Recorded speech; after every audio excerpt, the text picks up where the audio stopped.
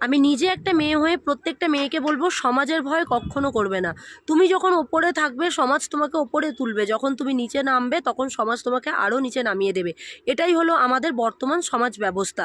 তাই একটা কথাই বলবো যে এই যে আমি ভিডিও বানাচ্ছি, এই ভিডিওগুলো যখন ভাইরাল হবে, আমি যখন ভাইরাল হয়ে যাব একজন, তখন কি হবে জানো তো, তখন সমাজ আমাকে ধন্য ধন্য করবে।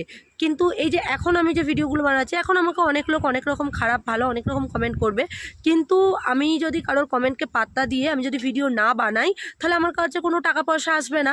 বাট আমি যে ভিডিও বানাচ্ছি, মেটা কোম্পানি আমাকে যে টাকা দিচ্ছে, 2 টাকা 5 টাকা যেগুলো থাকছে সেগুলো আমার নিজের টাকা। নিজের টাকার এমনই মানে মাধুর্য, যারা ইনকাম করে তারাই জানে যে সেই টাকার মিষ্টি কত, মানে মিষ্টতাটা কত বেশি। আর স্বামীর যদি লাখ লাখ কোটি কোটি টাকাও থাকে, প্রত্যেকটা মেয়েই জানে, আমি এটা বলতে পারি প্রত্যেকটা মেয়েই বোঝে যে স্বামীর টাকা কত তেতো। আর সেটা প্রত্যেকটা মেয়ে বোঝে, স্বীকার না করলেও বুঝতে হয়, একদিন হলেও বোঝে, 5 দিনের একদিন হলেও মেয়েটাকে বুঝতে হয় যে এটা তার স্বামীর টাকা, আর নিজের টাকার মতো টাকা নেই। তাই আমি বলবো সমাজের ভয় করো না।